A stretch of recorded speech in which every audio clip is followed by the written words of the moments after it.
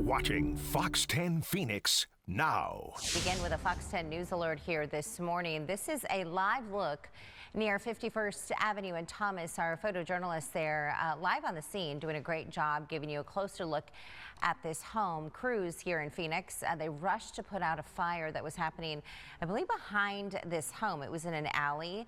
It was burning through brush and trees near the area. So one home, this one that you're looking at, did suffer some damage. Fire crews say it is not severe. Fortunately, no one was hurt, and investigators are now trying to figure out what sparked that fire there in the alley. On to a Fox follow-up where a memorial that is large and growing seemingly by the hour for an East Valley teen just 14 years old who was found dead earlier this week. Yeah, a heartbreaking story to bring you. Members of the San Carlos Apache tribe showing love and support for Emily Pike. Dominique is at the growing memorial this morning with more on this. Dominique.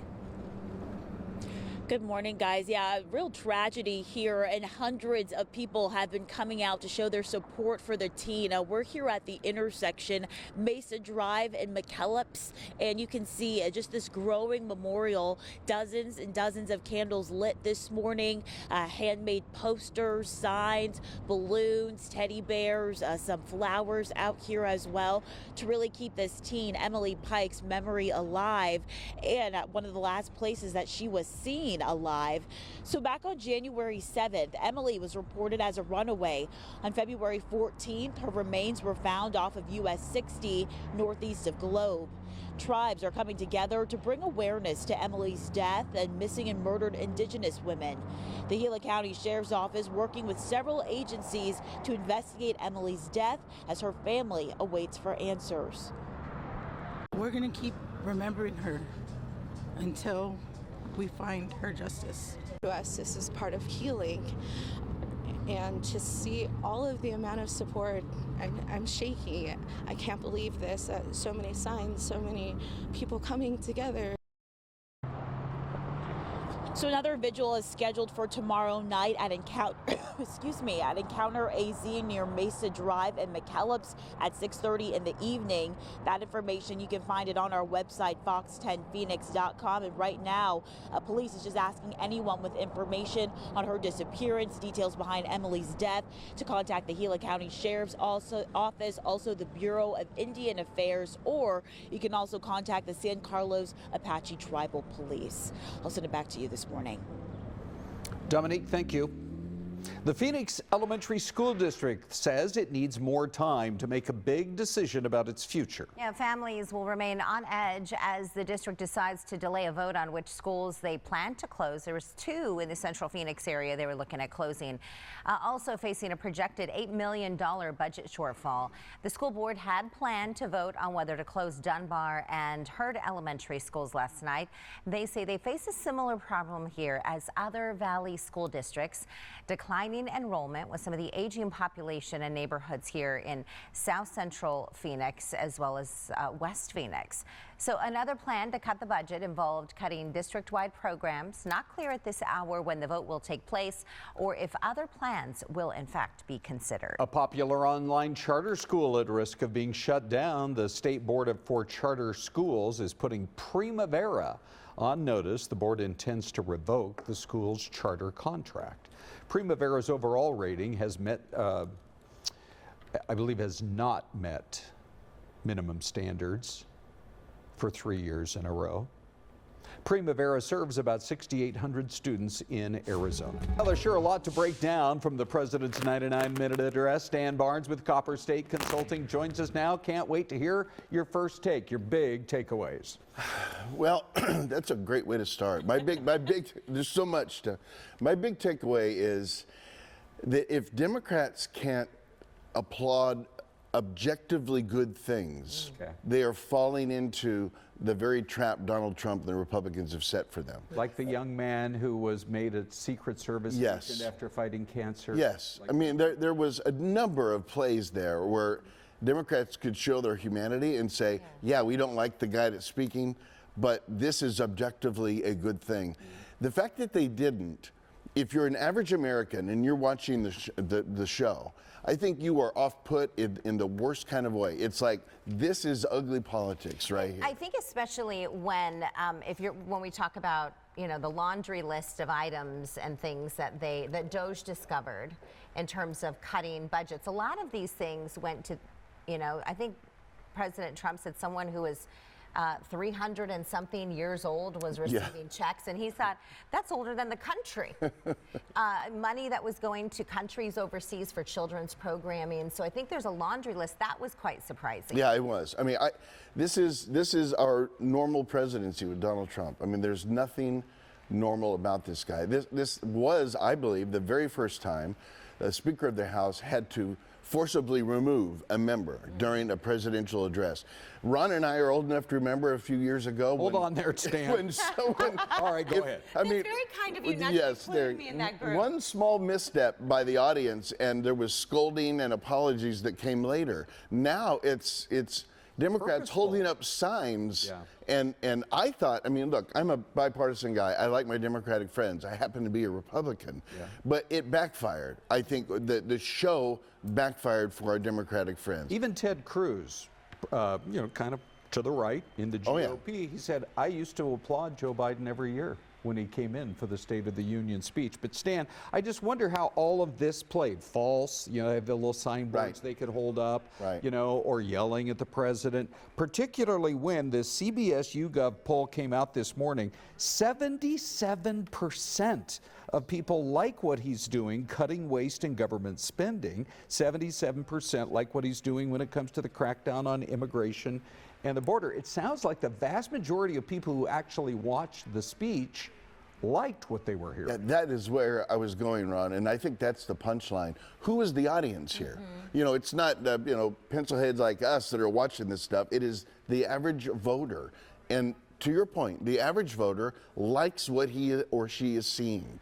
And back to my main point, Democrats holding up signs, Democrats not applauding objectively good things, and otherwise looking petulant and angry, does not help them. Can I ask and Nancy Pelosi, when they were taking some of the cutaways of her, I think exactly what you were describing. Right. But can we talk about tariffs for one of course. moment?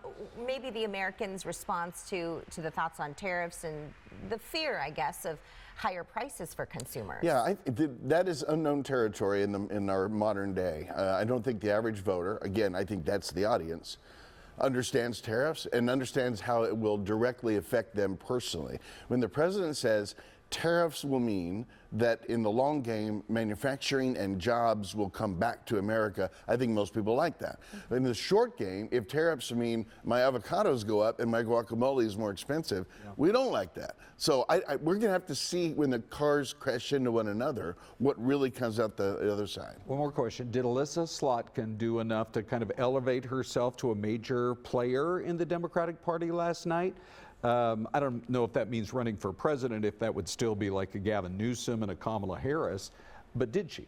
Yes, I thought she did fantastic. She really did. I mean, some of these speeches after the president are really weak and some of them belly flop, but she did very well. And I think objectively, if you're watching this as an open-minded person, you thought that was a very good retort to what the president said. And I think a couple of things. She's female. She's very smart, and she's younger. Yes, and so she appealed to three different. A lot of good things, and former CIA, all that credibility. Okay.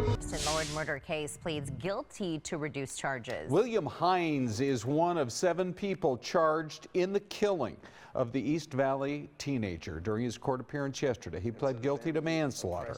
He apologized to Lord's family. He claimed in court that he was under the influence of drugs and alcohol at the time of the beating. He and 6 other suspects are accused of severely beating the 16-year-old victim at a Halloween party in Queen Creek back in October of 2023. Lord died 2 days later. Preston Lord's mother, Autumn Curiel, tearfully spoke in court after Hines' apology. To say we miss our son is an understatement. Preston was our world, and now we are left to face an unimaginable future without him. Today is incredibly difficult for us. We would rather be anywhere than here. confronting one of 7 defendants responsible for our precious son's death. Hines will be sentenced in May. He faces at least 10 years in prison. Welcome back, everyone. Happening today, helping women get a fresh start in just 2 hours' time. We are talking about Free Education and Training Expo. It is getting underway in Phoenix. Yeah, Danielle is live with details on the incredible services being offered today. Good morning, Danielle.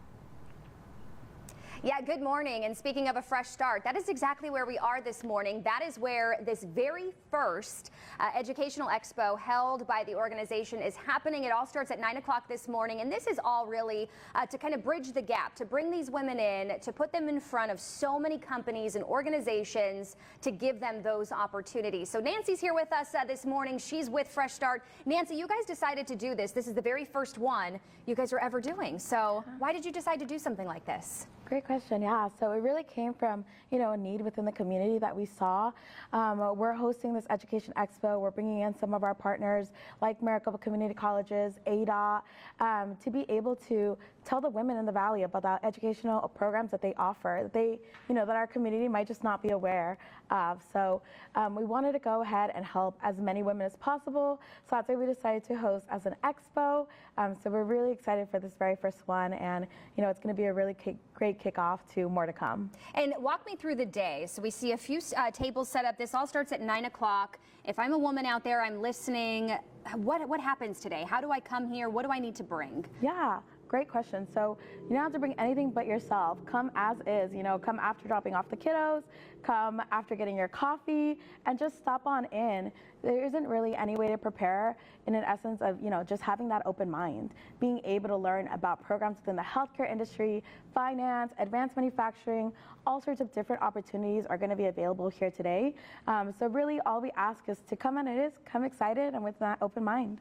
And we were talking a little bit off camera just about kind of bridging the gap. Sometimes it might be scary for somebody out there who, doesn't know the opportunities that are out there, but bringing them all here under one roof, it kind of makes it a little less scary for these women coming here today. Yeah, so our team here is really dedicated to helping our women through that process. We're here to go ahead and help navigate that exploratory, which is what's going on here today, taking that next step. How do I get started? How do I apply? Let's do that together. And then we also walk them through being able to find funding for the program. And it doesn't stop there. We'll help them through their duration of the program, whether it's a month, whether it's a year. They're able to meet with us and just talk about, hey, I need support with, just speaking to my advisor, or I would like to get some extra tutoring. We'll help them find those additional resources to make sure that they're able to succeed.